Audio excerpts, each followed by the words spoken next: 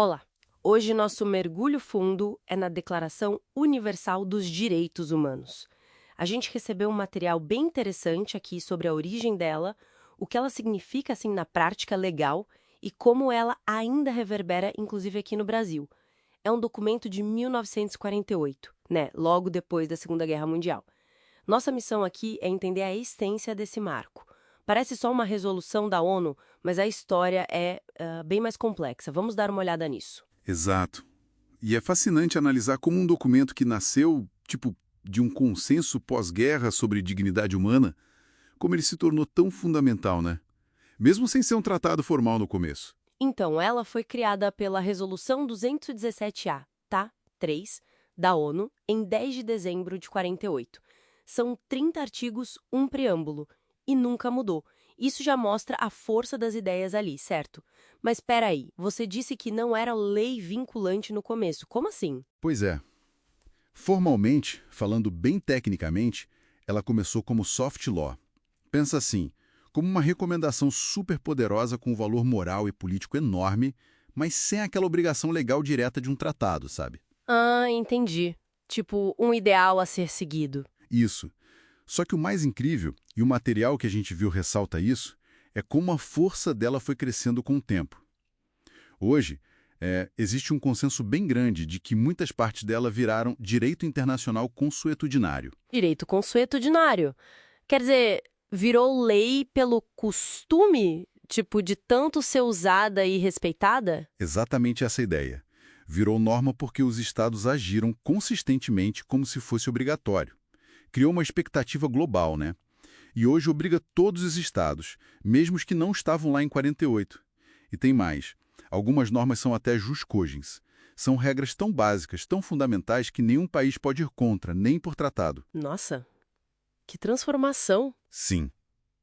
Juristas como Mazzuoli e Apiovesan, que o material cita, mostram bem isso.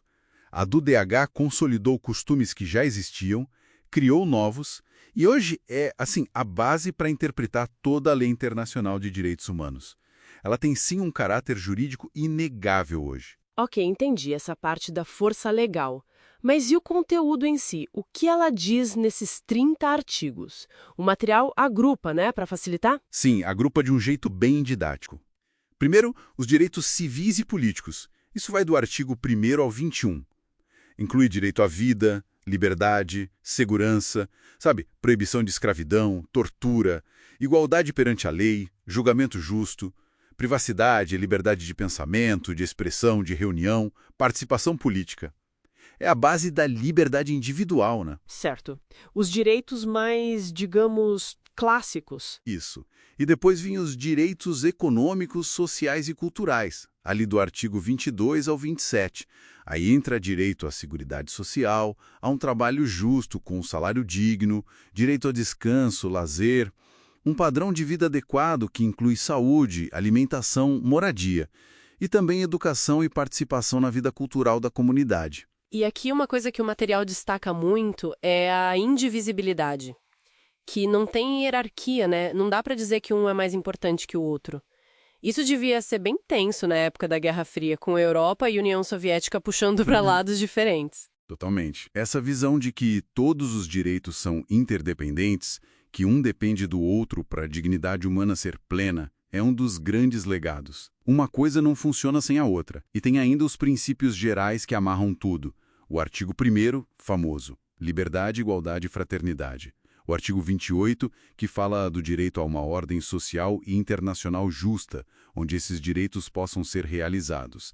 E o 29, que é bem interessante, fala dos deveres para com a comunidade e que os direitos podem ter limites previstos em lei para respeitar os direitos dos outros e a ordem democrática, a moral, o bem-estar geral. Ah, os limites também são importantes. Sim, e o artigo 30 fecha dizendo que ninguém pode interpretar a declaração de um jeito que destrua os próprios direitos que ela protege.